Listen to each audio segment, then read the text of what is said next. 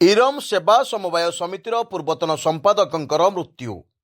Basudevpur block Eram ସେବା ସମବାୟ ସମିତିର ପୂର୍ବତନ ସମ୍ପାଦକ ରଶ୍ମିରଞ୍ଜନ କବାଟଙ୍କର ଆଜି ହୃଦଘାତରେ ମୃତ୍ୟୁ ହୋଇଯାଇଛି। ଆଜି ମଧ୍ୟାହ୍ନରେ ରଶ୍ମିରଞ୍ଜନ ନିଜକୁ ଅସୁସ୍ଥ ଅନୁଭବ କରୁଥିବାରୁ ଏହି କଥା ପରିବାର ଲୋକଙ୍କୁ ଜଣାଇଥିଲେ। ପରିବାର ଲୋକେ ତାଙ୍କୁ ବାସୁଦେବପୁର ଡାକ୍ତରଖାନା ନେଇ ଆସିଥିଲେ, ହେଲେ ତାଙ୍କର ଅବସ୍ଥା ଶୋଚନୀୟ ଥିବାରୁ ତାଙ୍କୁ ଅଧିକ ଚିକିତ୍ସା ପାଇଁ ଭଦ୍ରକ ଡାକ୍ତରଖାନାକୁ ସ୍ଥାନାନ୍ତରିତ କରିବା ସମୟରେ ତାଙ୍କର ପ୍ରାଣବାୟୁ ଚାଲିଯାଇଥିଲା। ସେ ଇରମ ସେବା ସମବାୟ ସମିତିର ସମ୍ପାଦକ ଭାବେ କାର୍ଯ୍ୟ କରୁଥିଲେ, ହେଲେ ଗତ ବର୍ଷ ସେପ୍ଟେମ୍ବର ମାସରେ ନିଜର କାର୍ଯ୍ୟରେ ଅନିୟମିତତା ପାଇଁ ସେ କାର୍ଯ୍ୟରୁ ନିଲମ୍ବିତ ହୋଇଥିଲେ। ଫଳରେ ସେ ଦୀର୍ଘ ଦିନ ଧରି ମାନସିକ ଚାପରେ ରହି ଆସୁଥିଲେ। ଏଥିସହିତ ରଶ୍ମିରଞ୍ଜନଙ୍କୁ ମିଥ୍ୟା ଘଟଣାରେ ଜଡ଼ିତ କରି କାର୍ଯ୍ୟରୁ ନିଲମ୍ବିତ କରିଥିବା ବେଳେ ସେ ମାନସିକ ଚାପରେ ତାଙ୍କର ମୃତ୍ୟୁ ହୋଇଥିବା କଥା ରଶ୍ମିରଞ୍ଜନଙ୍କର ବାପା ବାସୁଦେବପୁର ଥାନାରେ ଏକ ଲିଖିତ ଅଭିଯୋଗ କରିଛନ୍ତି।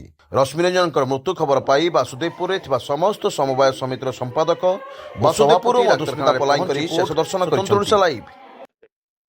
ମୋ ନାଁଟା ଅମିତାଭ ପାଢୀ, ମୁଁ ସହ ସମ୍ପାଦକ ଇରମ ସମବାୟ ସମିତି। ଆମ ଅଫିସରେ ଟିକେ ଅଫିସିଆଲି ପ୍ରୋବ୍ଲେମ ଥିଲା, ଯୋଉଥିପାଇଁ କି ସେ ପ୍ରେସରରେ ରହୁଥିଲେ। ତେଣୁ ତାଙ୍କର ଆଜି ସକାଳେ ତାଙ୍କ ଦେହ ଟିକେ ଅସୁସ୍ଥ ଅନୁଭବ କଲେ।